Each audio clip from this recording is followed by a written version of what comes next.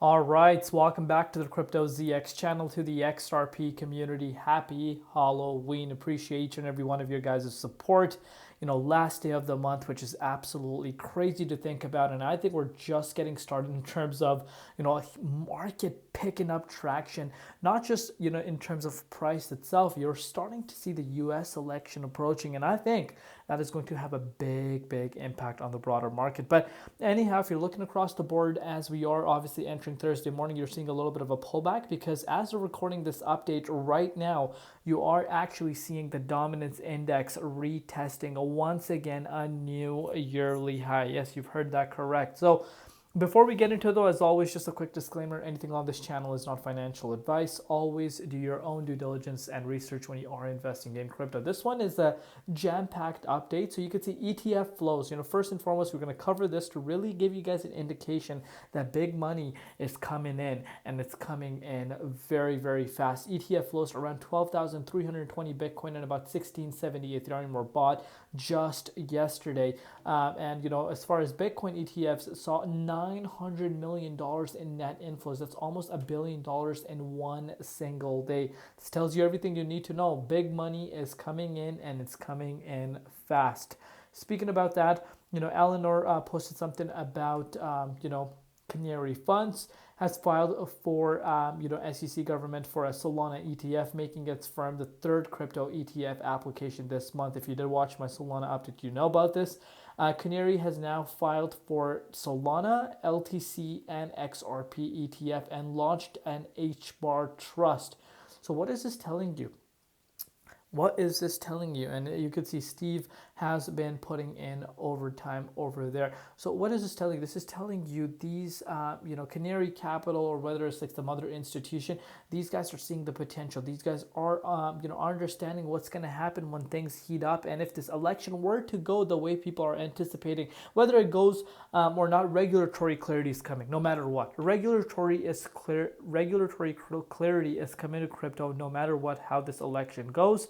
And but you can really see that some of these institutions are kind of having a head start because they know there's going to come a time where demand kicks in from the likes of retail interest. They will want these assets more than Bitcoin and Ethereum, and of course these guys want to be the first ones. So you can really see what's really happening right now as far as the crypto space goes. But we're going to briefly go over that, then we're going to kind of get into Ripple's announcement. So you can see one of the SEC's government leading attack dogs against Ripple in court admits that Gary Gensler has to go. Layden Stewart, we spoke about her yesterday, told Eleanor Turret that it will be helpful to have someone new in place who can hopefully find a way to work with the industry on crypto. And that actually is so funny. And obviously people are kind of frustrated at Layden due to the fact that at one point Layden was part of the SEC and had a huge role specifically as well. And now just because you left and you're kind of pro crypto,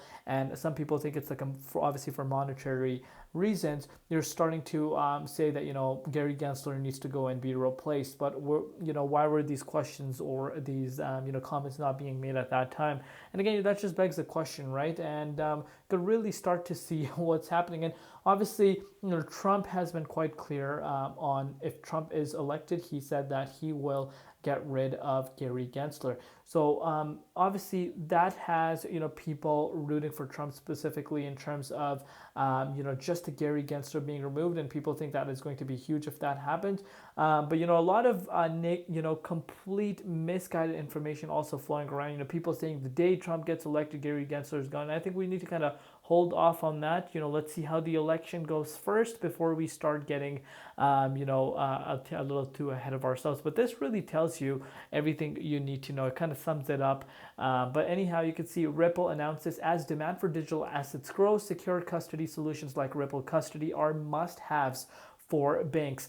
Our digital asset custody guide offers a blueprint for managing digital assets to unlock revenue and a customer trust in this $20 trillion market. That's insane to think about. So custody is a new but rapidly increasing area within digital assets market. Custodians play an important role in the cryptocurrency industry, helping clients secure private keys, which are alphanumeric codes required to unlock access to digital assets and allow transactions. So for Ripple, custody remains one of its fastest growing areas, with Ripple custody posting customers growth of more than 250% year over year this year, and operation in over 20 countries. Ripple expands for custodial services. So we know about this. And again, I'm sure if you are part of the XRP community, you know about this. So these features include configured operational and policy settings, XRPL ledger, XRPL integration,